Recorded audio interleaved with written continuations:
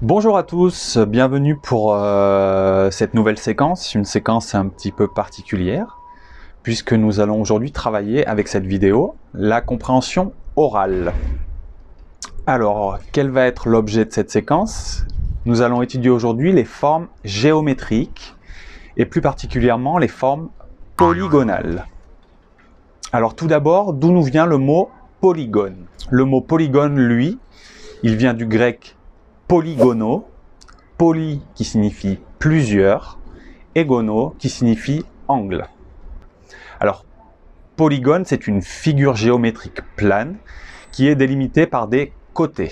Pour illustrer cette séquence aujourd'hui, j'ai choisi le tableau intitulé Tour Eiffel, que vous connaissez sûrement.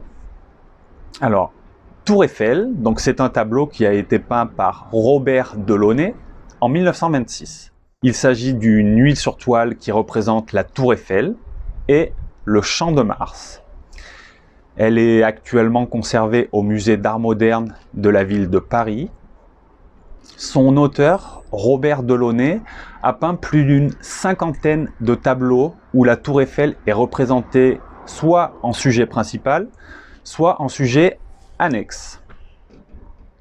Mais revenons à nos polygones et à leur classification. Alors, en fonction de la dimension des côtés et des angles, les polygones peuvent être, tout d'abord, ils peuvent être réguliers, c'est-à-dire qu'ils ont des côtés égaux, on va dire équilatéraux, et aussi des angles égaux.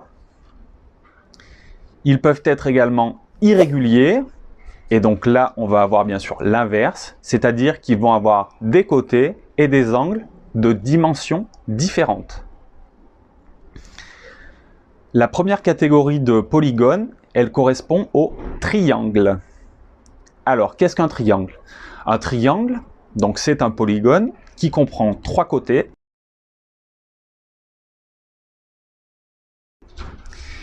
et pour tous les triangles, la somme des angles de ce triangle est égale à 180 degrés.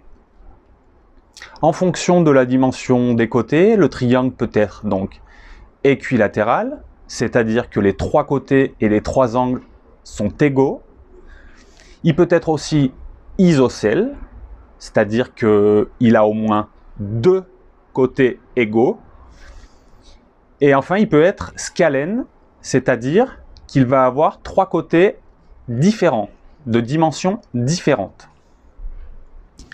Donc, en fonction de la dimension de ces angles, le triangle peut être rectangle, c'est-à-dire qu'il va avoir un angle droit égal à 90 degrés, et le côté opposé à l'angle droit, on va l'appeler l'hypoténuse, alors que les autres côtés restants, on va les appeler les cathètes.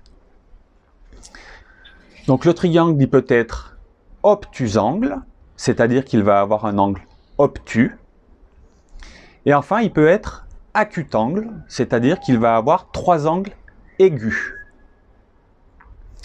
Ensuite, dans la catégorie des polygones, nous allons avoir les quadrilatères. Alors, le quadrilatère, c'est un polygone qui va avoir quatre côtés.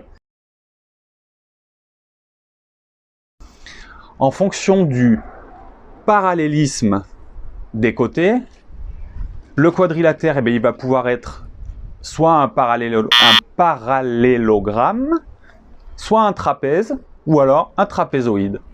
Les parallélogrammes. Alors, dans les parallélogrammes, nous allons avoir le carré.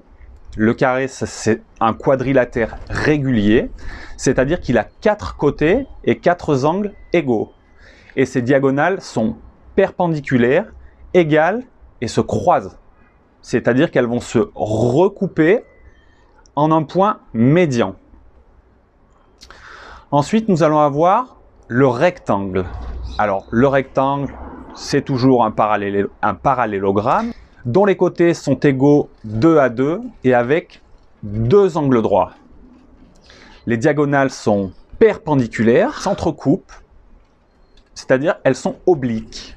Et enfin, le losange, Et ce losange, il va avoir au moins 2 côtés consécutifs de même longueur.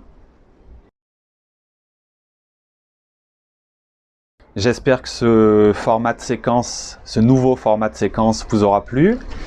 Et nous allons maintenant passer aux questions.